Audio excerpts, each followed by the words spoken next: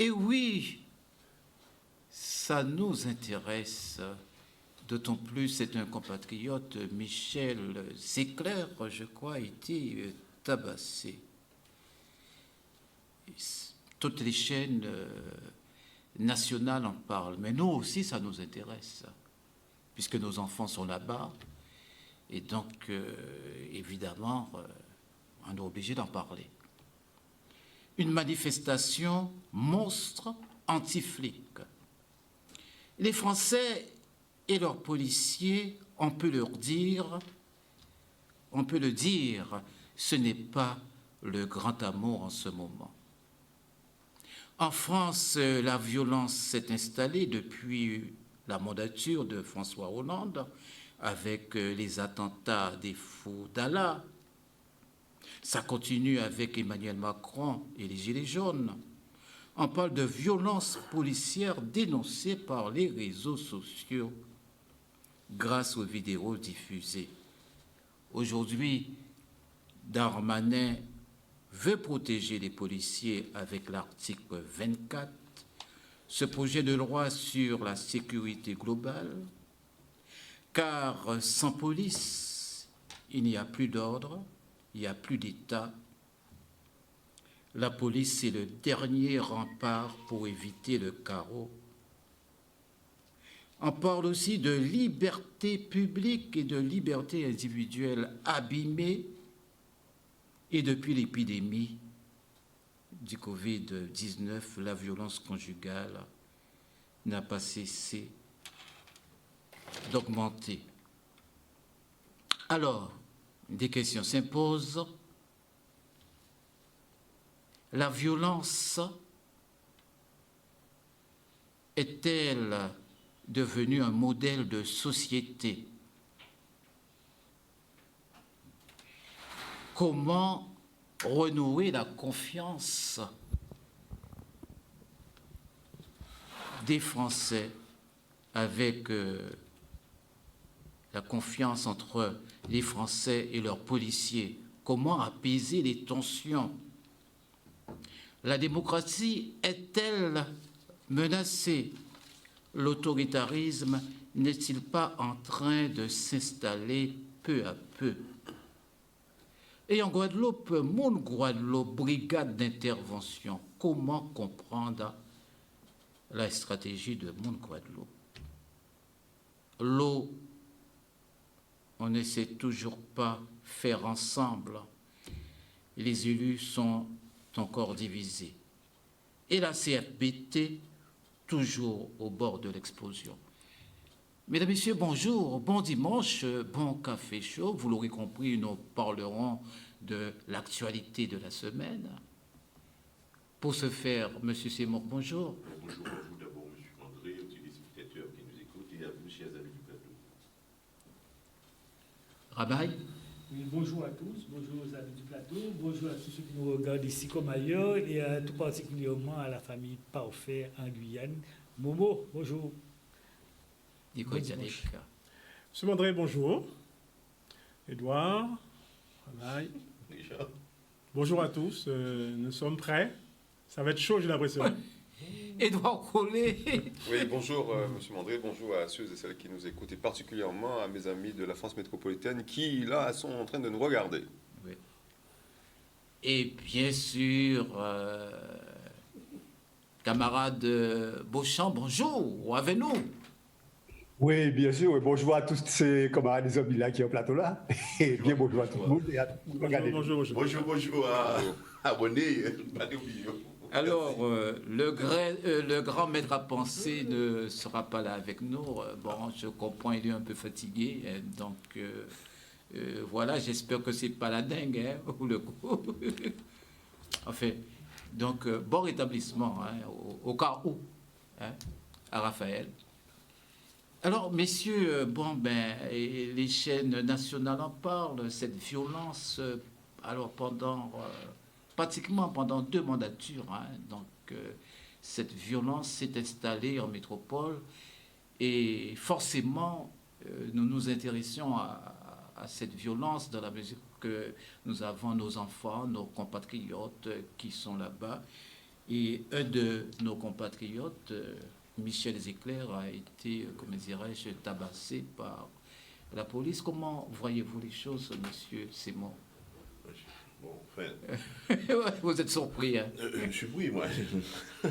Non, écoutez, moi, je peux dire tout simplement qu'avec tout ce que nous entendons, tout ce que nous avons entendu, tout ce que nous entendons actuellement, la médiatisation qui se cristallise autour du phénomène de violence, bon, c'est sûr que l'actualité du moment, que vous venez très bien d'évoquer, en parlant de cette personne, hein, cette victime, c'est clair, c'est bien ça.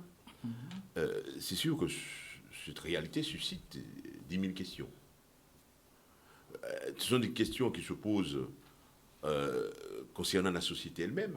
On voit que c'est une société qui est complètement malade au regard du grand nombre de phénomènes de violence, c'est ça. On s'interroge aussi sur ce qu'on appelle cette violence légitime. Je pense que le cas de figure, ce n'était pas une violence légitime, parce qu'on voit comment l'enquête, la direction prise par l'enquête, il y a ça. C'est sûr que le phénomène de violence suscite des questions, des préoccupations qui sont, pour ce que je puis dire, tout à fait légitimes. Alors, par rapport à cette réalité-là, quelle direction prendre, quelle posture, puisqu'on ne peut pas penser un instant que les choses vont rester en l'état. Il faut qu'il y ait des réactions, d'abord pour la société civile, si on pense, et aussi ceux qui nous dirigent absolument, le judiciaire, le législateur aussi, c'est là le débat actuellement. Le législateur a du mal à circonscrire l'action, les actions même, l'engagement de forces de police. On voit le débat actuel autour de cette fameuse loi sur la sécurité, n'est-ce pas? Donc, en fait, moi, personnellement, je veux vous dire, M. Mandré, que c'est une réalité qui est extrêmement préoccupante, non seulement ici, mais aussi, on a vu aux États-Unis, dans le reste du monde, le phénomène de violence est extrêmement préoccupant et suscite ici-bas, dans ce monde-ci, des questionnements. Comment se comporter, comment agir pour réguler, parce qu'il faut réguler ce phénomène-là. Voilà. Alors, chez nous, on entend parler de violence, particulièrement violence faite aux femmes, quand on écoute les actualités. Conjugales. Oui, conjugales, quand on écoute les actualités. On a écouté les actualités de la semaine, on voit ça. Et il y a cette forme de violence gratuite, hein, vous savez, mais qui est très strictement condamnée par les dispositions du législateur, n'est-ce pas, les lois, etc. Donc, en fait, il y a cette inquiétude. Je crois qu'on ne peut pas rester dans l'inertie, il faut agir, mais c'est un engagement collectif. Lorsque l'on voit les manifestations en France, oui, il y a du débordement, oui, mais c'est l'engagement même de la société civile qui se réveille, les organisations aussi qui disent tous halte là, oui, mais c'est savoir comment trouver l'équilibre, où placer le curseur en termes de législation, en termes aussi d'action judiciaire, pour que, ma foi, il y ait beaucoup plus de sérénité dans cette société-là. C'est ce que je peux dire pour le moment, et dans la progression du débat, je crois que vous allez pouvoir augmenter. Raymond Revaille. Alors, c'est un phénomène qui retient l'attention de toute la nation. Et pour moi, je qualifie ce genre de phénomène de barbarisme. C'est quelque part un peu de voyoutisme dans le contexte et par rapport aux images que nous avons vues, que tous nous avons vues. Et là, je crois que ça tombe extrêmement mal dans un contexte où on parle de la sécurité globale, où l'article 24 est très contesté, et d'ailleurs c'est ce qui a mobilisé les gens dans la rue hier, où il y a eu énormément de gens dans la rue pour dénoncer l'article 24 de la sécurité globale proposé par le ministre de l'Intérieur, Gérald Darmanin. Et donc, selon la presse, c'est une atteinte à la liberté. Heureusement qu'il y avait les images pour bien illustrer ce qui s'est passé. Imaginons qu'il n'y avait pas d'images. Comment l'individu, le compatriote, était déjà en garde à vue. Et certainement, il aurait eu à subir les actes de la police, ayant des gens, en général le dernier mot, pour pouvoir se défendre et condamner l'individu. Donc, heureusement qu'il y a l'image. Et j'insiste sur cet aspect parce que c'est quand même un droit à la liberté, un droit d'expression qui est à la mode aujourd'hui. Il y a 50 ans, on ne parlait pas d'image. Aujourd'hui, il y a un phénomène qui est enclenché, qui est dans l'air du temps. La société doit vivre avec ça. On doit utiliser cette méthode autant pour la police que contre la police, ou dans n'importe quelle circonstance. L'image aujourd'hui, c'est important. Avec une image, on comprend un livre en un clin d'œil. Donc, c'est un droit qui, à mon avis, on doit se battre pour garder cet aspect de la liberté d'expression, de la liberté de la presse, de la liberté de l'individu. Mais aussi, en même temps, l'image peut servir aux policiers, en faveur des policiers, comme contre les policiers, comme je viens de dire. Donc, je ne vois pas la motivation qui a poussé le ministre, et qui se trouve en mauvaise posture aujourd'hui, même vis-à-vis du chef de l'État qui a pris position de cette affaire-là. Vous voyez que c'est monté au sommet de l'État. C'est quand même important. Nous ne pouvons pas laisser la société aller à la dérive de termes raciaux. Parce que la police, j'ai entendu sur certaines chaînes nationales dire que la police qui dit nous avons exécuté les ordres. J'ai du mal à comprendre qu'un ministre de l'Intérieur, quel qu'il soit, droite, gauche ou centre, puisse donner comme ordre d'aller tabasser les Noirs. Ça, j'ai du mal à comprendre ça. Je suppose que c'est un argument de défense. Je ne peux pas croire, parce que si c'est ça, alors là, c'est la dérive totale. C'est la débandade totale. Je ne peux pas croire qu'un ministre puisse aller jusque-là. Et ça, vraiment, je ne peux pas croire ça. C'est pas possible. Je prends ça plutôt comme un argument de défense. Donc, je pense que dans une affaire de la sorte, il ne faut pas non plus croire que la nation est à la dérive non plus. Ce n'est pas parce qu'il y a eu un cas qu'on va dire que tous les policiers sont racistes, que tous les Français sont racistes. Moi, je pense que dans cette affaire-là, il faut mesurer et il faut rester quand même dans une certaine proportionnalité pour ne pas penser que c'est la dérive totale. Et je vais m'arrêter là, mais je dis qu'il faudra quand même qu'on tienne compte de cette liberté d'expression qu'est l'image, la presse, pour pouvoir faire un certain équilibre dans la société des uns par rapport aux autres, de ceux qui ont le pouvoir par rapport à ceux qui n'ont pas le pouvoir. Voilà. Nico Italique, de quoi s'agit-il? Là est la question. Je vous assure, c'est ça la question. De quoi s'agit-il? Parce qu'en fait, vous voyez, quand on a vu les images, c'est la question qu'on doit se poser. De quoi s'agit-il? Qu'est-ce que c'est? Quelle est la nature de ce que l'on voit? Est-ce que ce que l'on voit, c'est-à-dire, on voit 3 policiers qui ont profité à son nègre, qui ont battu, qui le frappent, comme on ne peut pas imaginer ça.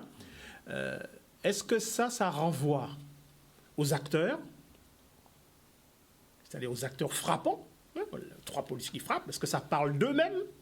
Est-ce que ça ne parle que d'eux? Ou est-ce que ça renvoie au système? Et ça, c'est une belle question. Est-ce que les actes qu'on a vus, cet acharnement de violence, est-ce que ça renvoie aux acteurs de la violence ou au système de la police? L'un de mes professeurs, que Édouard connaît bien, avait écrit un magnifique livre sur l'acteur et le système. Moi, je crois résolument, et je le dis fortement, ça renvoie non pas aux acteurs, mais ça renvoie au système. Définitivement. Il faut arrêter de se cacher derrière 3 policiers, fussent-ils un peu fou furieux, pour dédouaner le système de la police. Je pense que la police est malade. La police française est malade. Elle a toujours été malade et sa maladie, c'est qu'elle n'aime pas l'état de droit. Dans le conflit classique entre la police et la police n'aime pas trop la justice. Or, dans une démocratie digne de ce nom, le droit est dit par les tribunaux, il n'est pas dit par la police. Et ça met mal à l'aise de tout temps la police. De tout temps la police. La police est souvent malade de l'état de droit rendu par la justice. C'est beaucoup à dire, ouais, nous arrêtons Boug à 3 heures, nous mettons au poste, et à 4 heures, on a un avocat ville, et on juge, mettez monsieur dehors. Ouais, bon. Et ça, je pense que, pour le dire de manière schématique, ils en ont marre. Ils ont atteint, un seuil de saturation du sentiment qu'ils ont de leur inefficacité telle qu'eux voudraient l'avoir posée, placée ou mise en œuvre. Donc, au niveau, médical, je crois que ce qu'on a vu, la nature de ce qu'on a vu, c'est un symptôme. C'est symptomatique. C'est une réaction du corps de la police. Vous voyez, vous avez un problème avec votre foie, FOI, et vous avez un bouton sur le visage. C'est une réaction. Hein? Le problème, ce n'est pas votre bouton. Votre problème, c'est votre mal intérieur. Le problème fondamental, ce ne sont pas ces 3 flics, c'est le mal dont souffre la police. Et cette réaction défensive de la police, elle veut dire, à mon avis, 3 choses. Qu'est-ce que les policiers qui frappent le nègre ont voulu dire pour parler du mal dont ils souffrent?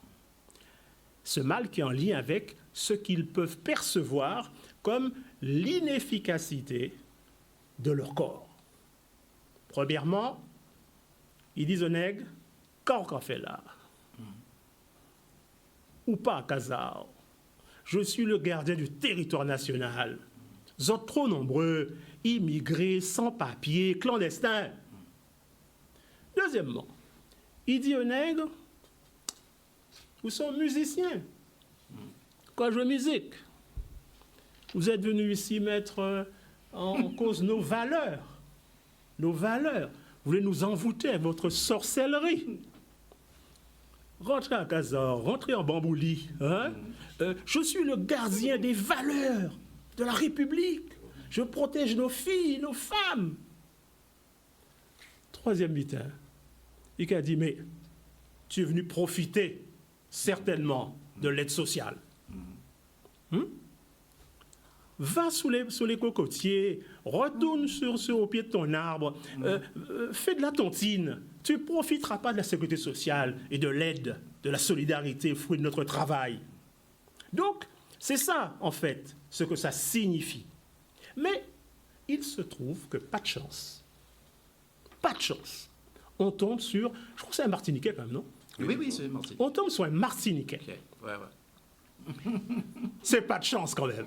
Quand on veut dénoncer le fait qu'il faut se protéger des étrangers, qu'il faille se protéger des profiteurs, qu'il faille se protéger des valeurs qui sont en péril par l'étranger, on tombe sur le Martiniquais.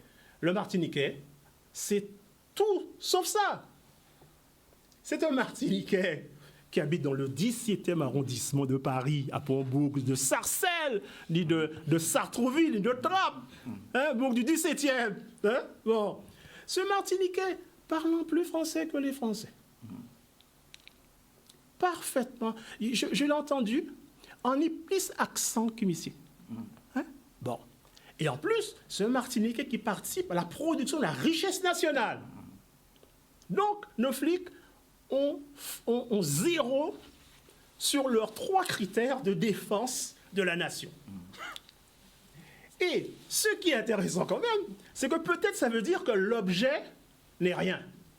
Là où il se situe, c'est plus loin que l'objet est devant eux. Donc c'est que le mal est plus profond.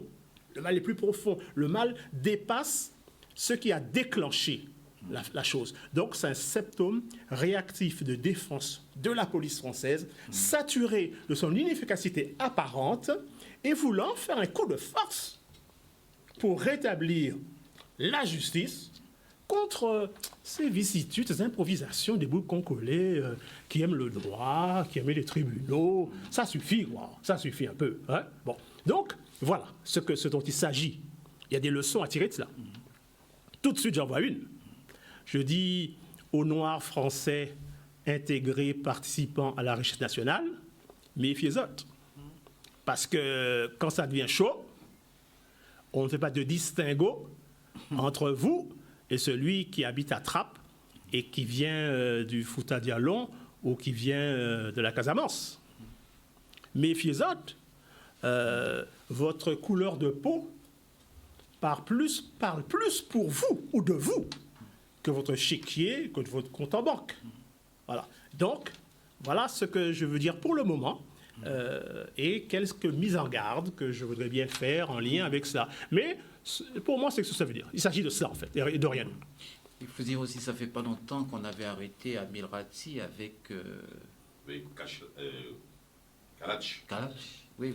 Donc, Oui. Alors, même si ce genre d'arrestation est instrumentalisé, hein, parce qu'il faut bien un peu relancer sa carrière et vendre quelques DVD. Hein, et il faut bien, mobiliser les acheteurs, hein, pour faire vendre et distribuer le travail discographique. Mais c'est vrai que le tout nègre confondu de la police se sentant investi d'une défense du territoire national contre l'immigrant, se sentant investi pour la défense de la supériorité blanche, aux portes de nos frontières et de nos valeurs judéo-chrétiennes, et garant de la dépense publique, qui ne doit pas aller à ces négrillons qui arrivent ici, qui viennent nous profiter de notre travail quand même. Hein. Donc, je refuse le discours dominant qui veut nous faire croire que tout va bien dans la police, que c'est trois boucs fous. Je dis que ces trois boucs fous-là, c'est comme un bouton que le corps de la police a produit pour parler de son mal profond et interne. Collet, Oui. alors, de quoi s'agit-il véritablement? Alors, ce que Nico a dit est tout à fait intéressant puisque c'est exactement la question que je me suis posée. De quoi s'agit-il? Qu'est-ce qu'on voit devant nous? En dehors de la situation factuelle, hein. Toi, policier, tabassé, noir, de manière violente, ce que je condamne. Vous dites 3 policiers? Oui, c'est ce qu'on a vu. Oui, Toi, dernièrement. Hein. Oui, là, Oui, je d'accord, vois. c'est clair. Je vois. Oui. Puisqu'il faut bien comprendre que nous vivons une situation assez particulière. Hein. Depuis la crise des Gilets jaunes, la France vit une situation ubuesque, une situation inédite. Hein, depuis les événements de mai 68, la France vit une situation inédite où la violence, elle est extrême.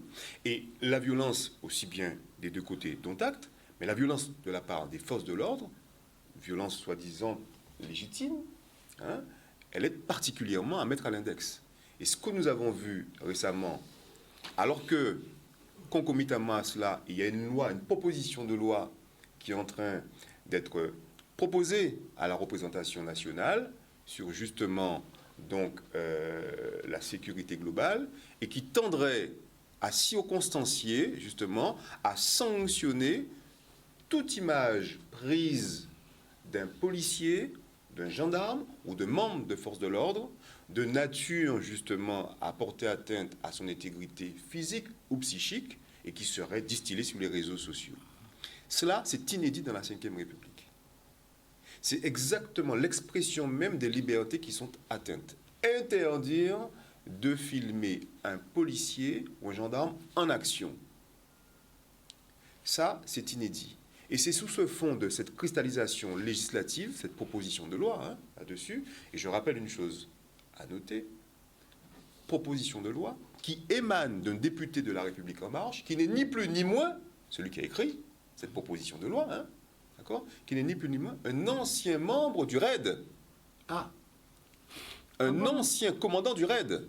Donc en fait, cette loi, si on est assez attentif, c'est une loi écrite par un policier pour la police.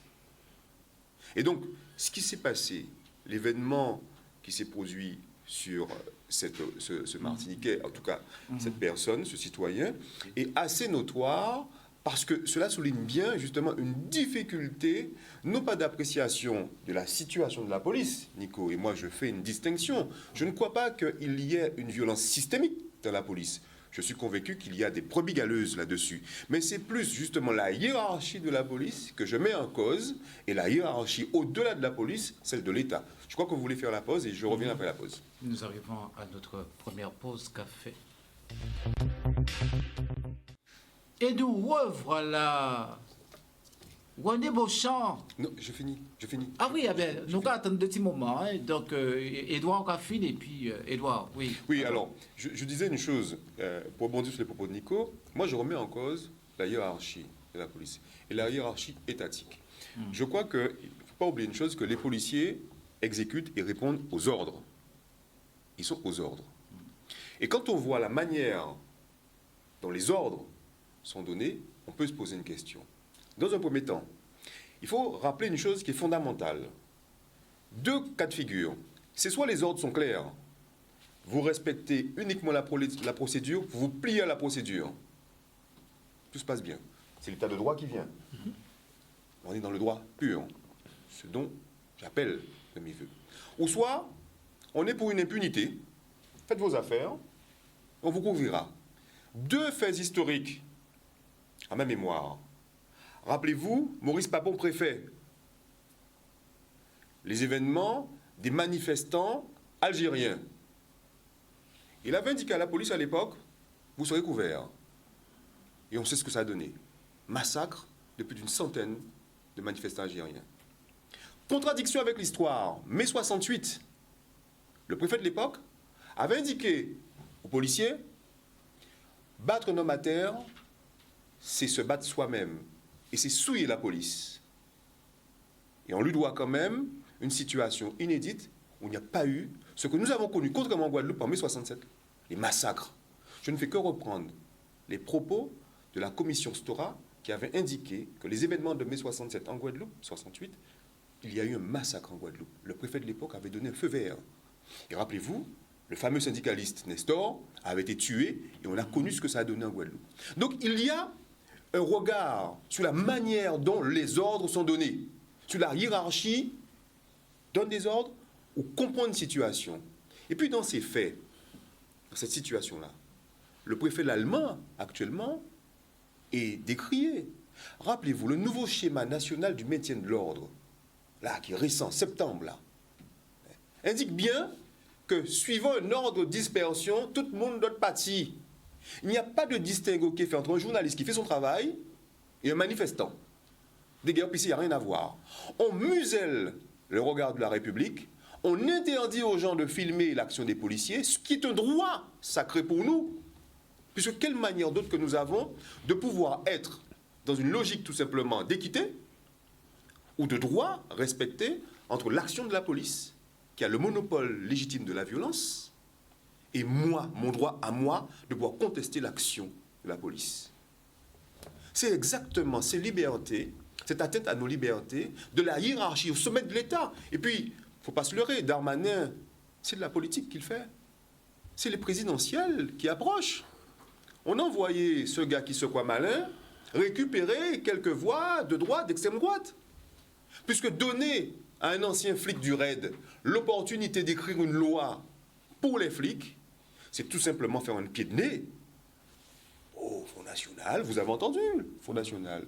Ils n'ont même pas du tout bronché sur, justement, la bastonnade de ce Martiniquais. Au contraire, il faut attendre l'enquête, alors que les faits sont flagrants. Donc, je ne dirais pas, finalement, la police a agi en corporatisme. Elle s'est repliée sur elle, elle s'est protégée, et cela crée véritablement un déni dans la société par rapport à elle. Mais ça est dû tout simplement à la manière dont l'État, la hiérarchie, la chaîne de commandement décide de la manière dont il doit s'organiser. Et je suis convaincu que dans les milliers de policiers ou gendarmes qui existent, ils ne sont pas tous pareils. il y a des brebis galeuses. Mais le mal est beaucoup plus conséquent que ça si l'État, qui devient un État quelque peu voyou dans sa manière d'administrer et de gérer, ne révise pas sa copie.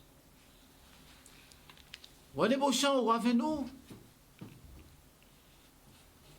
Oui, absolument. Oui, alors René, ça quand même qu'a intéressé nous, hein, même si c'est à Bala ça qu'a fait, mais nous ni compatriotes non, Timon non, tout ça qui est à Bala. Alors, violence là qui en France là, est-ce que ça a interpellé? Est-ce que qui j'en crois ça? À Ça qui partir passe des là, événements qui fait ça qui passait là, qui a posé des problèmes. Ces questions à la violence, où vient dans tous les détails que tout le monde déjà dit là. Et deuxièmement, monter à le racisme en France. Ces deux phénomènes-là, ça, ils ont qu'à exister, parce que d'une part, à partir du moment où dit la police, c'est eux qui ont la légitimité de la violence, il faut savoir que si ces gens ne l'ont pas formé, ils ont qu'à utiliser la violence à certains moments, à tout cran. Deuxième butin, c'est situation là même qui est en France, à la fois sociale, à la fois en les questions à mise en cause à l'immigration comme étant soi-disant, c'est là qui a fait que détérioration la situation là qu'a fait sur le plan social en France.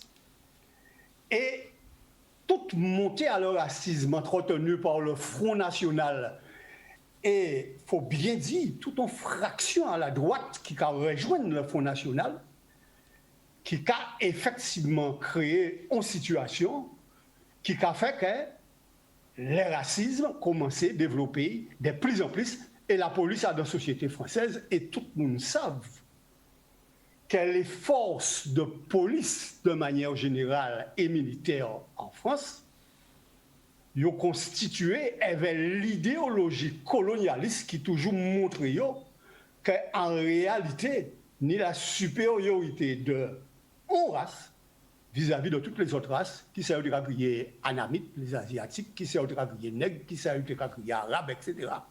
Et qu'en réalité, la police française doit justement permettre de maintenir à un état de soumission pour faire en sorte qu'ils puissent effectivement rentrer dans la civilisation petit à petit. Donc, c'est la violence dans la police et vis-à-vis des gens qui pas fait partie de la puissance coloniale, violence là, ça a toujours existé. En pays en nous, alors, ça qui passait là particulièrement grave pour qui d'avoir les deux phénomènes graves, l'utilisation démesurée de la violence par la police parce qu'elle nie la légitimité de la violence, et deuxièmement, le racisme de ces policiers-là, puisque tout ça est accompagné des propos racistes et autres, qui effectivement, on va rejoindre tout ça, dit, dit Bougla, eh bien mon cher, ou sont ils ou doit prendre coup, de même qu'on dit arabe, ou doit prendre coup, et paix bouchant, et on doit obéir à nous, obéir à zone de nous et marcher à d'elle. Ça, c'est les deux phénomènes. Ici, en Guadeloupe, ça a fait songer aussi, que puisqu'elle nous a parlé de ça, de violence, eh bien, 7 gendarmes français trouvés à un jeune lycéen Charles-Henri Salin, ils étaient à 7. Et pas d'avoir Tibouga, t'es qu'à prendre pièce d'identité de Sakai, un d'entre eux, le maréchal des logis Masse, estimé qu'il a été prêt pour on rafale mitraillette, et lequel maréchal des logis Masse, qui assassinait Tibouga, retrouvé acquitté par les tribunaux, qui reconnaissent qu'effectivement, il tirait Tibouga, mais acquitté en disant que, compte tenu du contexte, où tu peux comprendre qu'il a été paix. Ça qui veut dire que la justice française même baille ces policiers-là, en particulier dans les colonies, le droit de tuer. C'est même l'idée qui arrivait pour Gilles Prudent, aux d'autres petits Guadeloupéens, quelle année avant, en Guadeloupe, et droit de tuer là, ça, qui baille à la police, à dans les pays coloniaux, exercé aussi bien en Guadeloupe, mais 67, nous parlons, mais avant, en niveau à les grèves ouvrières et encore parler des pieds avant encore, puisque si vous regardez, nous issus d'une société esclavagiste qui est une société particulièrement basée sur ça, les différences de race et qui étaient violentes. Et avant ça, il y a des massacres les Amérindiens. Mais ça va aussi dans les autres pays, qui pays africains, qui pays arabes, qui pays des massacres aussi de la population. Donc, moi, c'est des phénomènes-là, ça, à vie en moi, il aurait trouvé à travers ça qui passait là. Et ces problèmes-là, ça qui posait. Il y avait une exacerbation des problèmes au niveau de la France en les questions à la police et le fait que ni des violences policières de plus en plus évidentes et le fait que ces violences policières-là, il y a ni de réponses de plus en plus fortes et que, en même temps, le gouvernement-là cherchait à vouloir protéger les policiers de telle manière qu'en fin de compte, il était qu'à renforcer l'idée que la police ne doit utiliser la violence, là, il était voulu, qu'on était voulu. Malheureusement, affaire là, ça a montré que effectivement, il y a un gros problème qu'a posé au niveau de la police française. Mais le problème qu'a posé au niveau de la police française et qu'a posé au niveau de la société française aussi. Parce que ces phénomènes-là, ça, en partie qui dit vis-à-vis des gens qui parlent de la couleur blanche, qu'a montré très clairement que cette violence-là, ça, au service aussi des montées en racisme. Voilà. Oui. Alors, M. Seymour, est-ce que ça va s'arrêter maintenant, puisque avec la COVID-19, on voit il y a le problème économique, le problème social, le chômage qui va encore augmenter, il y aura de plus en plus de manifestations. Comment ça va s'arrêter? Oui, c'est une question tout à fait légitime, puisque il faut bien comprendre que nous sommes dans une société, nous vivons une époque, cette société où il y a beaucoup plus de tensions à l'intérieur même de la société. C'est ce qui caractérise cette réalité de haute tension. Je parle de turbulence, n'est-ce pas, un peu partout, dans la famille, dans le travail, dans la rue, un peu partout. Cela nécessite aussi, je dirais, des réactions, un comportement, je dirais, approprié. Il faut bien prendre la mesure des choses, appropriées de ceux qui ont pour mission de nous protéger, d'assurer une certaine sécurité. Je n'adopte pas ici une position qui consiste, je dirais, à mettre dans le même sac, et ce n'est pas ce qui est dit ici, l'institution, la police, non, ce n'est pas ça. Il y a, parmi les policiers, c'est sûr, ce qu'on peut appeler des brebis galeux, ceux qui ont derrière la tête ou dans la tête leur vision de la société et qui agissent par conséquent de certaines manières tout à fait condamnables. Mais nous sommes dans une société où il y a des institutions. Il y a la police des polices qui est saisie quand les choses vont mal, quand les choses estiment qu'il y a là des bavures, n'est-ce pas? Mais je crois qu'il faut se garder de dire que tous les policiers sont méchants, sont violents. Ce n'est pas ça la réalité. Et non, mais Edouard disait non, que ce n'est pas ça qui a été dit non plus. Oui, il disait que c'est le système. Oui, le système, le système n'est pas parfait. Le système n'est pas parfait. Mais moi qui est connu, qui est vécu un peu à l'extérieur, je dirais, je vois par exemple des pays d'Amérique latine. Lorsque vous avez un problème, je le dis toujours, n'appelez pas la police. Ici, si vous m'appelez, M. Mandry, ou quelqu'une personne ici m'appelle, c'est moi, qu'on téléphone à moi, c'est moi, c'est voir qui m'a un problème. Mais criez la police, bon, moi, criez gens, vous allez me dire, n'est-ce pas? Donc, la police a son rôle à jouer. Eh bien oui, elle assure sa mission. Quand il y a un problème quelque part, il y a une violence, eh bien, on appelle la police. Seulement, dans cette institution, il y a des comportements qu'il faut condamner, il y a des bavures, il y a des actes tout à fait condamnables. Ça, on ne peut pas fermer les yeux sur cela. Mais je crois que le comportement... Le problème, c'est que quand ça se répète...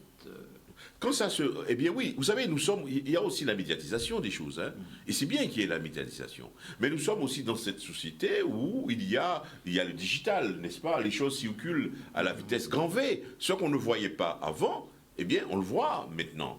Et nous avons, dans ce petit territoire, ou même ailleurs aussi, cette tendance qui consiste à à donner de la dimension, de la grandeur à ce que nous avons vu.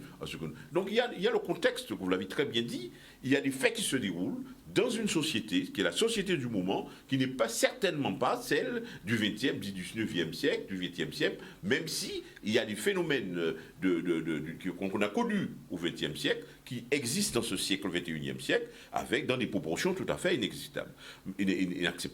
Mais le fait, je crois que majeur, c'est que nous sommes dans ce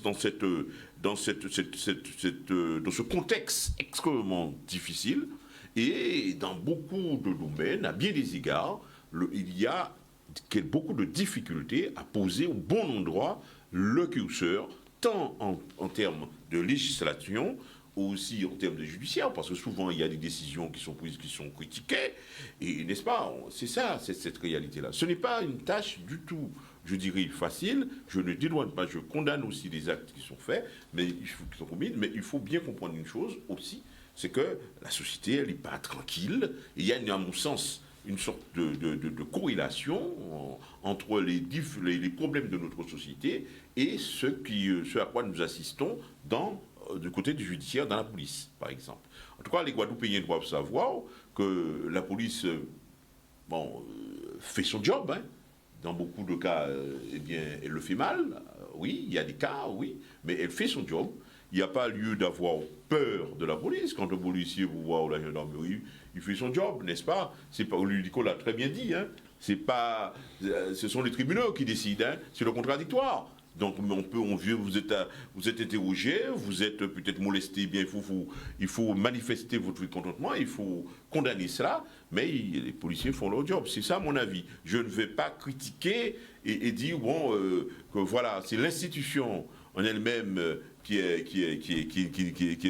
mauvaise. Non, ce n'est pas ça. Il y a des brebis galeux, il y a ceux qui commettent des actes inacceptables, il faut les condamner, les institutions sont là. Je ne sais pas. Raymond Amaille, j'imagine un peu. Quand il y a une manifestation comme ça, avec la foule, avec du monde, tout ça, les policiers sont-ils conscients de leurs actes? Est-ce qu'ils ne prennent pas un petit truc, une petite pilule, un petit machin pour pouvoir affronter? Une bière N4, non? Il y en a peu au ventre. Alors, c'est un métier qui est quand même particulièrement difficile à exercer lorsqu'on est au contact. Ça doit aller vite dans la tête, hein, même s'il y a des ordres, mais il faut s'adapter au contexte d'une manifestation, par exemple, pour prendre l'exemple de manifestation. C'est un métier qui demande beaucoup de sang-froid, qui demande une bonne formation et qui demande aussi une bonne maîtrise de la psychologie, de comprendre une situation et vite. Il ne faut pas qu'il y ait de dérapage. Et je suppose que dans les consignes qui sont données, il faut surtout, je pense, préserver, de ne pas s'orienter vers le dérapage. Je suppose que c'est en général comme ça. Si j'aurais été ministre de l'Intérieur, c'est ce que j'aurais dit.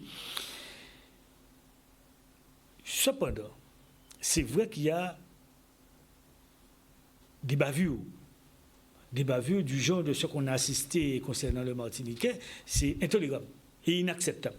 Et d'ailleurs, tout le monde, y compris le ministre Darmanin, y compris le président de la République, et même les syndicats de police, ont condamné. Et ce seront des policiers, si les faits sont avérés, ce qui, je pense qu'il n'y a pratiquement pas beaucoup de doute là-dessus, ces policiers-là seront révoqués au dire de M. Darmanin.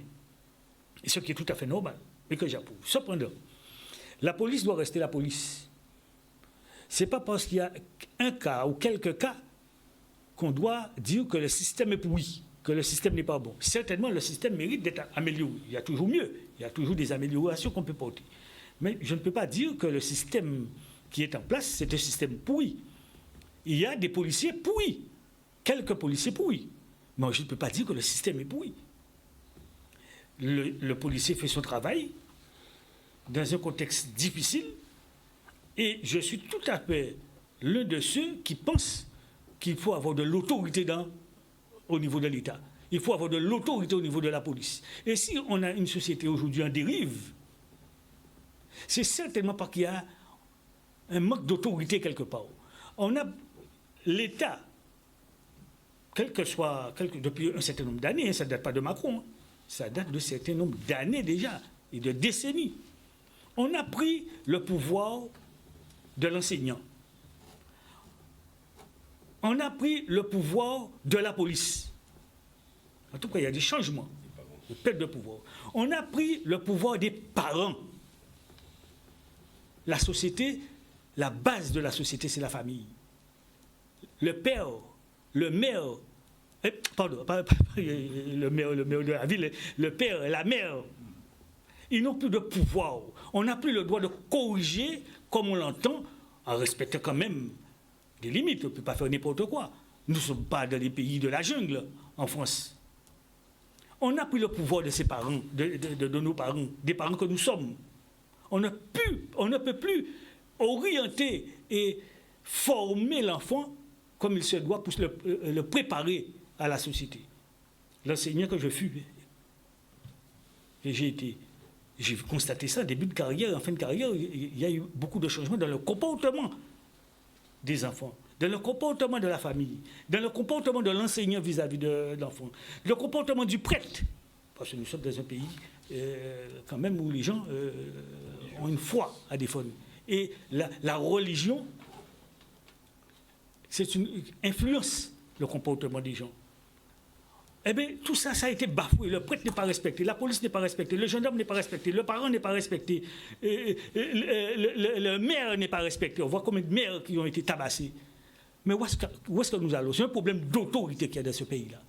Et il faut rétablir l'autorité des parents, laisser de l'autorité aux parents, une marge de manœuvre pour pouvoir éduquer son enfant.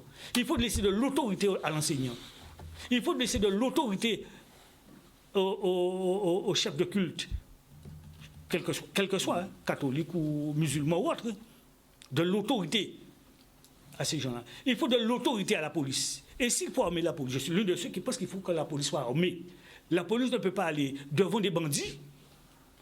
J'exclus le cas qu'il y a eu là, c'est pas un cas où on devrait avoir ce genre de situation. Mais la police, d'une manière générale, ne peut pas aller devant des bandits armés jusqu'aux dents, Kalachnikov et tout, et la police vient avec rien du tout à chair à canon. Comment peut-on faire respecter la loi? Donc voilà dans quel esprit que je vois la situation qui fait que nous avons... On ne peut pas tout mettre sur le Covid. C'est pas parce qu'il y a le Covid. Tout aujourd'hui, c'est parce qu'il y avait le Covid. Non, certainement peut-être aussi. Mais il n'y a pas que ça. Il y a un mal plus profond dans toute la société française. Ça ne date pas de Macron, ça ne date pas de Hollande, ça ne date pas de Sarkozy, mais ça date de certain nombre d'années. Et il faut faire une réforme en profondeur pour rétablir l'autorité de ces corps de métier dont je viens de parler. Monsieur Talik. Oui, j'ai bien entendu, M. Maramaille, très intéressant. Nico Oui. a entendu le bruit fait l'album. Oui. Alors, que faut-il faire? Alors, je pense que mon diagnostic, même s'il peut être pondéré par ce qui a été dit, j'ai envie de le confirmer pour dire que mon sentiment, c'est que la police républicaine française est aujourd'hui malade. Point. Et que ce que nous voyons, ce sont des symptômes du mal profond dont elle souffre. Et ce qui se passe également nous a éduqués sur la France aussi. Rapidement, j'ai vu une chose extraordinaire sur ce qu'est la France. Vous voyez ? La France a refusé collectivement de dire que l'homme frappé était noir. Nous le disons à l'aise. La France a refusé de le dire. Et vous verrez que celui qui est le plus loin a dit un producteur de musique noire. Tant et si bien que c'est la musique qui est noire, finalement. La musique qui est noire. Et pas le producteur. Tellement on a peur dans la République française. Cette République un peu aseptisée, abstraite, où il n'y a que des citoyens. Dans l'espace public en France, il n'y a que des citoyens. Et donc, pris par cette abstraction, on en vient à dire des bêtises, nier l'évidence que, comme disait le camarade tout à l'heure, c'est un crime, entre guillemets, raciste qui est commis. Mais la France ne peut pas assumer ça. Si elle le dit, ça veut dire qu'elle a vu un noir dans l'espace public. Or, comme il n'y a pas de noir, il n'y a que des citoyens, c'est un producteur de musique noire, au maximum. Ça, c'est sur la France, qui, à mon avis, doit sortir de ses abstractions pour s'occuper vraiment de la réalité. Bon. Alors, 3 choses rapides, M. André, sur ce que j'estime. Et là, Édouard m'a éclairé sur quelque chose sur lequel je vais rebondir en deuxième point, sur l'état de cette police républicaine qui est malade. Premièrement, je l'ai dit, elle est malade de son inefficacité perçue. Je connais des policiers, même si 2 tiers d'entre eux votent pour le Front National. Information importante quand même, hein? Je connais des policiers de bonne foi, c'est clair, mais ça n'exonère pas le système qui, globalement, perçoit la justice comme un lieu les empêchant d'être efficaces. Bon. C'est vrai que c'est pratique lorsqu'il y a des ordonnances. Lorsqu'il y a des ordonnances, on y va tranquillement, hein, on met le Parlement entre parenthèses, on agit par ordonnance, on prend des ordonnances liberticides et on y va. Et ceux dont on nous avait parlé comme étant temporaires passent dans le droit commun. Ça, j'ai un spécialiste à ma droite, il pourra le mieux dire que moi. Hein? Bon. Deuxième chose, et j'en viens à ce que disait Edouard Collet, fort justement, la question du commandement. C'est vrai, c'est clair. Hein? La police, c'est pas une bande de jeunes. Hein? Bon, c'est une organisation hiérarchisée, structurée, et donc lorsqu'elle certains se comportent mal, il faut savoir que fait Fouché, hein, pour le dire avec un peu d'humour, que fait Jox, ou que fait Pasqua, ou que fait Sarkozy, hein, les grands policiers, hein, les très grands policiers. Bon, voilà. Hein, bon. Et on se dit, peut-être que si on était là, à part comme ça peut passer peut-être. Hein? Okay? Bon. Donc, le commandement a son importance dans une organisation comme la police. Mais il n'y avait pas encore les réseaux sociaux. Hein. Oui, mais ces hommes-là, je pense que c'est les hommes de leur temps, chaque fois que le temps existe, capables d'être le chef. D'être le chef. Hein? Bon. Et c'est clair, quand vous passez du touriste précédent au mesquin actuel, à tête du ministère de l'Intérieur, c'est difficile. Bon. Alors, par contre, il est une chose que les policiers disent, et Ramaille a dit ça, nous avons obéi aux ordres pour se défendre. Notons, M. André, que l'argument de dire qu'on obéit aux ordres, c'est le même argument employé par un certain Eichmann au procès de Nuremberg. Eh oui. Vous rendez-vous compte ? Au procès de Nuremberg. Lorsque les nazis sont jugés à Nuremberg, Eichmann, le grand meurtrier nazi assassin de juifs, dit « Ah non, moi, j'ai rien fait de mal. J'ai rien fait de mal. J'ai simplement exécuté les ordres. » Et d'ailleurs, il dit même, pour se moquer des gens, si les ordres ont changé, faites-le moi savoir.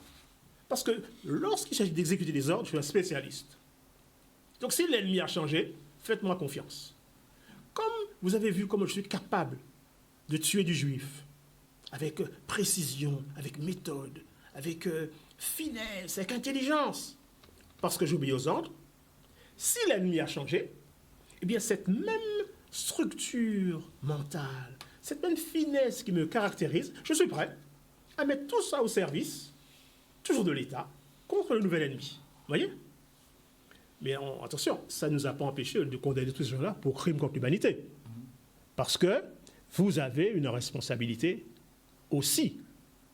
Ou pas obligé, parce que l'autre, soi-disant, rentrer à Kabougla, rentrer en domicile, frapper n'importe qui gens, et ne pas être capable de gérer la force légitime dont tu es investi quand même.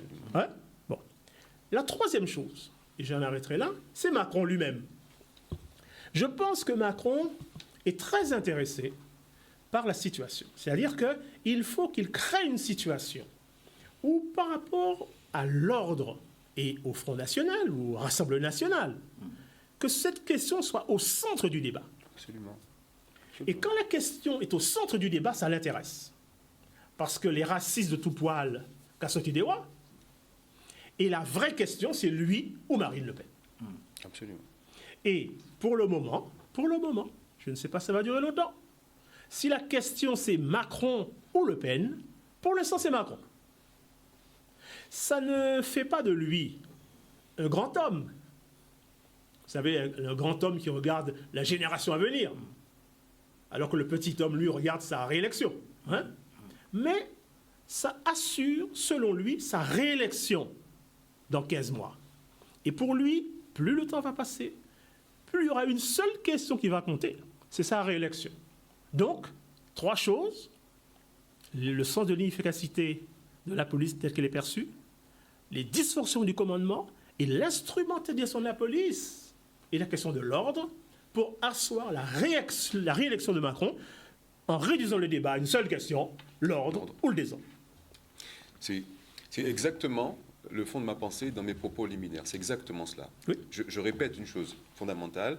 À mon sens, il n'y a pas de violence systémique dans la police. Il y a des brebis galeuses. Je suis persuadé de cela. J'ai des amis policiers, gendarmes, ils sont sympathiques, soit-en, mais ils respectent justement l'état de droit et l'application des protocoles juridiques liés tout simplement à telle commission d'infraction.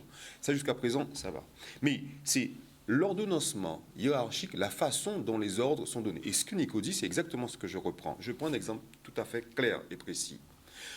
Les affaires du voile islamique en France ont été reléguées et données en gestion aux enseignants. Rappelez-vous, à l'époque, quand Lionel Jospin était ministre en charge de l'Éducation nationale, les 2 jeunes filles portant le foulard islamique, l'État s'était couché. Personne n'avait pris de position claire et précise sur le port du voile à l'école. Aujourd'hui, ce problème reste dantesque. On a distribué toutes sortes de lois. La France se vit à visage découvert, etc., etc. Pas de signes ostentatoires, moins ostentatoires, moins ostensibles. Bref, il y a eu toute une situation, justement, d'écœurement, d'atermoiement au sujet d'une situation qui était réglée facilement. Voilà, l'école, c'est ça et c'est pas ça. Aujourd'hui, les forces de l'ordre sont en prise avec une situation sociétale. Quoi? Ça a commencé avec les Gilets jaunes, ou tout simplement la revendication, elle est humaine, elle est naturelle. On voulait plus de pouvoir d'achat, on voulait critiquer et mettre à l'index une situation économique difficilement vivable. Et on descend dans les rues. Certains s'emparent de l'événement, il y a des débordements, comme partout ça existe. On parle d'un problème de société. Et on arrive sur un problème de fond, de force de l'ordre. C'est du rattrapage politique. On est en train de nous faire voir ce qu'il ne faut pas voir.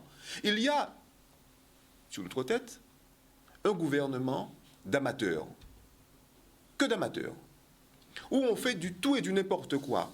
Ce n'est pas plus la faute des policiers que celle justement des Gilets jaunes. C'est la faute de ceux et de celles qui sont actuellement au pouvoir. Nicolas dit, c'est ce que je dis. Le ministre en charge de l'Intérieur aujourd'hui, c'est quelqu'un qui est en opération pilotée et commandée.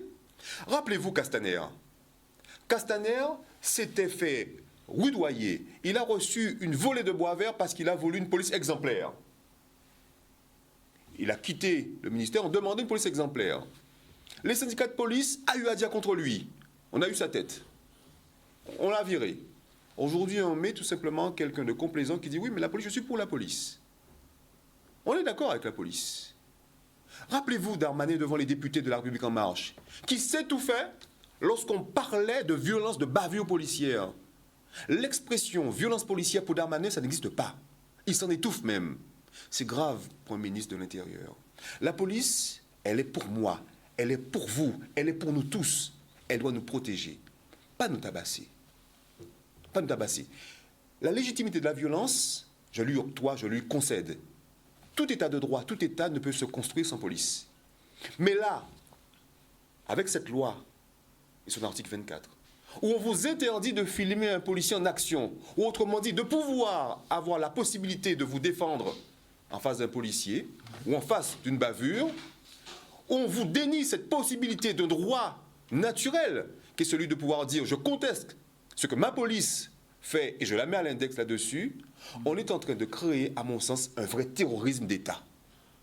Cette loi, il ne faut pas qu'elle passe. Il ne faut pas que cette loi passe. Parce que la vraie logique dans ce gouvernement, c'est de récupérer les voix du Front National à l'orée des élections présidentielles. C'est ce qui se passe. Et la police, tout simplement, comme les enseignants, ce sont les fantassins de ce gouvernement-là. On les envoie au casse-pipe. Et haro sur eux. Je suis convaincu, très convaincu, qu'il y a de très bons policiers, comme il y a de mauvais. Mais la police, elle est nécessaire. Sauf que le gouvernement actuellement, les gouvernements actuellement, la manière dont on administre le pouvoir, il est bancal et dangereux pour notre société actuelle. Vous voyez, monsieur, excusez-moi, je réagis à ce que dit Edouard. Edouard dit, attention à l'article 25 de la loi globale. Il a raison. 24. Il a raison. Vous savez ce qu'ils vont faire? Ils vont enlever le texte. Oui. Cet article, ils vont l'enlever. Mais par contre, ils ont une autre loi qui arrive, la loi sur le séparatisme. Et il y a un article 25 cette fois-ci, qui est pire, qui dit qu'on va créer un nouveau délit. Dès lors que vous diffusez une information sur la vie privée ou professionnelle de quelqu'un de nature à le mettre en danger ou porter atteinte à sa personne ou à ses biens, ça devient un délit.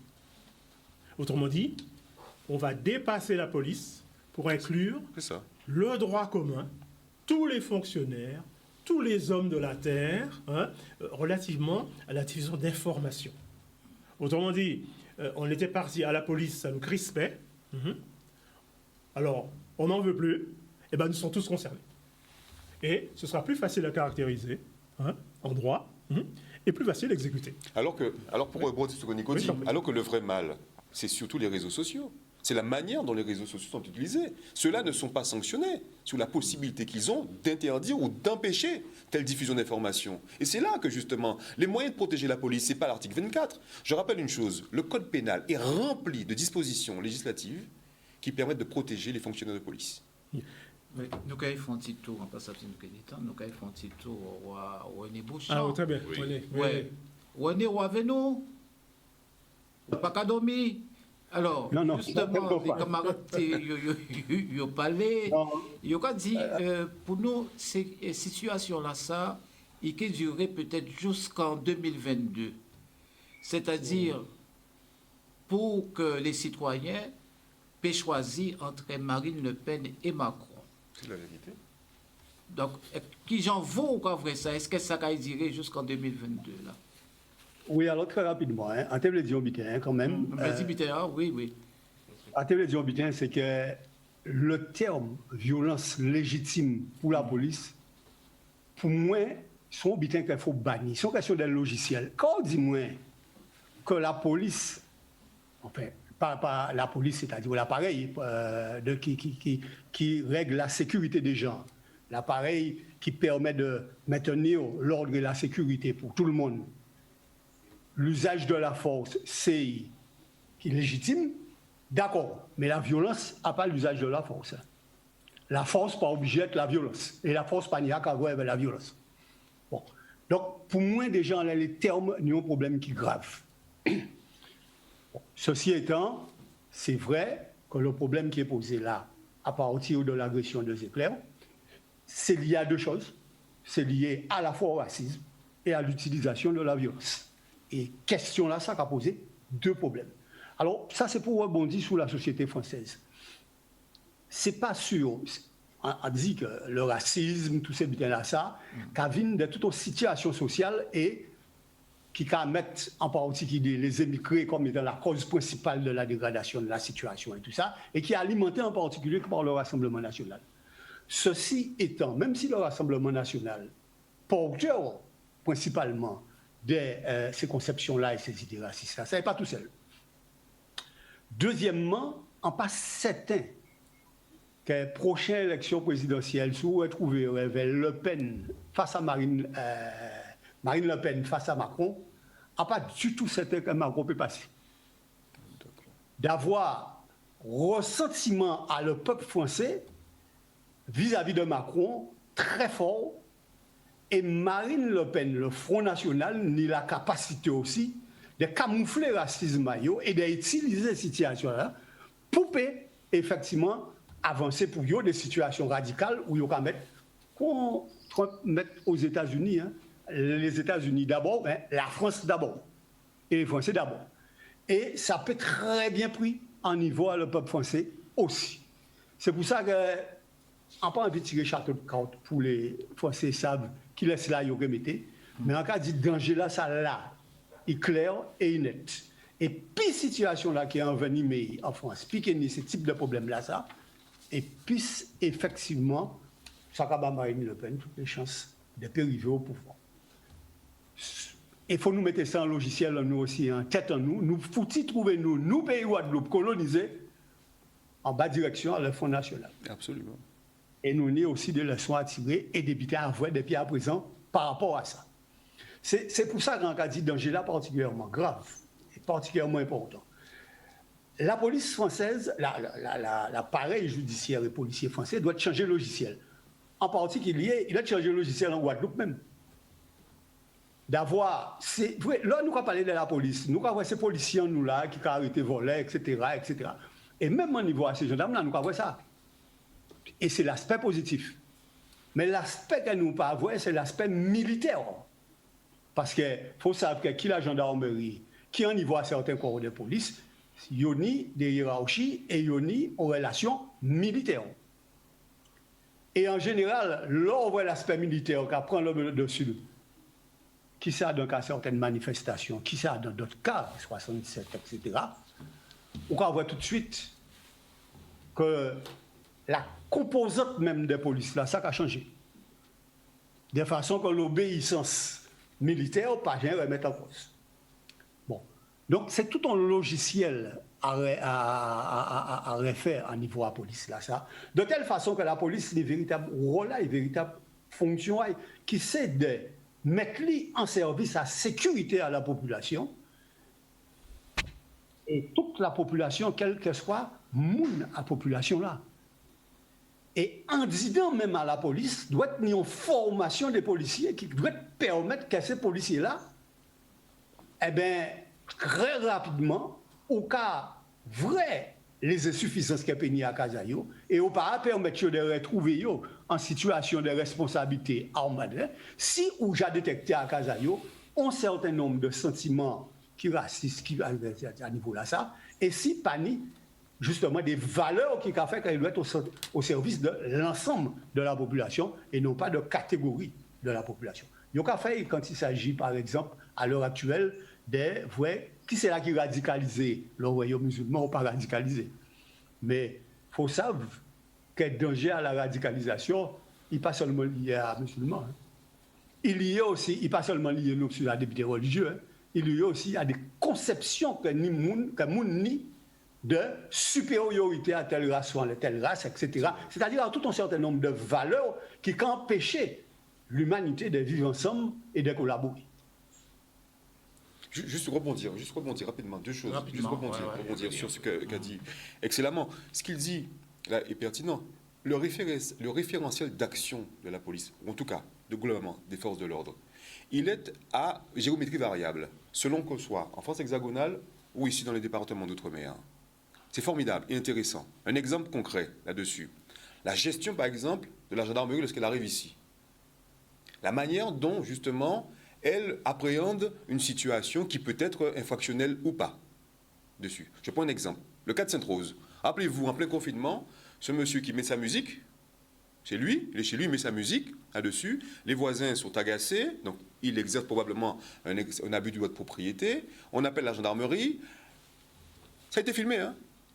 Ça a été filmé. Les gendarmes arrivent, on voit un gendarme passer par-dessus sa barrière pour venir chez lui éteindre son poste radio. Lui, monsieur, qu'est-ce qu'il fait? Il prend son coutelas et il demande aux gendarmes de sortir de chez lui. Les gendarmes sortent et le mettent en joue. Il y a dans le référentiel d'action, ce qui a été dit par René, repris par Nico, une manière assez grave et distanciée de voir l'application justement du maintien de l'ordre ou de l'action des forces de l'ordre. Et ce qui montre que quelque part que cette faculté trop différenciée, trop distanciée, est une situation qui nous met, nous, en situation justement de dire non, de contester et d'aller beaucoup plus loin, de chercher, ça a été dit justement par Jean, de chercher une vraie police des polices, une vraie situation dans laquelle on peut contrôler l'action de ces personnes. Un seul exemple, 2 chiffres, pour vous dire, 2 chiffres, et vous verrez comme quoi que c'est édifiant.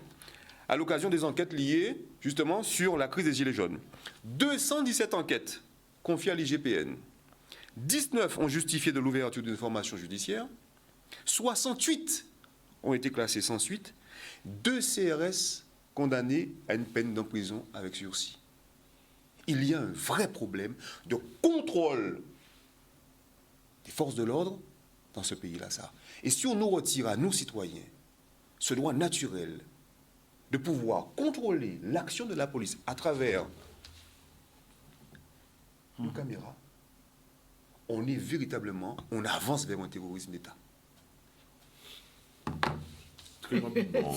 Moi, je dirais que c'est toute la problématique, c'est très bien ce que dit Édouard, Ouais. très bien, c'est de trouver le bon dosage du binôme droit et la force. Comment doser, trouver l'équilibre en termes, je dirais, de fonctionnement de ce binôme-là. Comment doser? Parce que vous savez que la force sans le droit, on le sait, c'est la tyrannie. Et la loi sans la force, elle est impuissante. Donc il faut trouver le bon dosage. Et quand on regarde notre société actuellement, les pouvoirs, particulièrement le pouvoir législatif et le pouvoir, les autres pouvoirs judiciaires, exécutifs, médiatiques, eh bien, quand on assiste, on regarde les débats, le mardi, mercredi, les débats au sein du Parlement, il y a une violence terrible, n'est-ce pas? Le scénario qu'on nous offre, c'est véritablement un scénario fait de violence, les attaques, même si ce sont des hommes qui défendent les idées. Mais on voit cette violence, n'est-ce pas, au sein du pouvoir législatif, au Parlement. Quant aux questions au gouvernement, quand on contrôle l'action du gouvernement, eh bien là aussi, les gars ne vont pas à la main douce, voyez-vous. Donc il y a tout un environnement qui est extrêmement dense, n'est-ce pas, en termes de violence. Ça n'arrange pas les choses. Et je dirais aussi que je reviens à ce terme pour en terminer. Il faut trouver le dosage et pensons aussi un instant à un homme qui est encore en vie. C'est le père de Marine Le Pen, qui disait que si jamais il venait au pouvoir, son premier geste serait tout simplement de supprimer le Conseil constitutionnel. On se trouvait donc dans la tyrannie. Donc il y a un problème extrêmement important du bon dosage. On peut comprendre, à notre époque, 21e siècle, ce n'est pas facile de bien doser le droit et la force. Ramaï. Oui, alors nous sommes dans un pays où, quoi qu'on dise, nous avons encore le droit de nous exprimer. Et donc, le fait d'avoir des informations concernant ce qui se passe au niveau de la police ou autre chose, de la vie courante, c'est une liberté que nous avons et que d'autres pays ne connaissent pas. Et on a l'impression qu'avec la presse, avec les réseaux sociaux, quand il y a un phénomène qui se passe, on a l'impression que c'est tout le pays qui est parti en décadence. On voit par exemple en Amérique l'affaire Freud et bien d'autres, où on a des informations qui circulent. On sait ce qui se passe. On peut se positionner. Donc ce sont des pays de liberté et nous tenons à ce que cette liberté-là demeure. Quand on regarde d'autres pays, on ne sait pas ce qui se passe dans d'autres pays. Dans les pays de l'Est, dans les pays à régime totalitaire. On a vu par exemple à l'Orient, au Moyen-Orient, où des fois, il y a des hommes, on tue des gens, on élimine des gens. On a vu ça dernièrement en Iran, où l'Iran promet à Israël une réplique à la hauteur de ce qu'il a subi.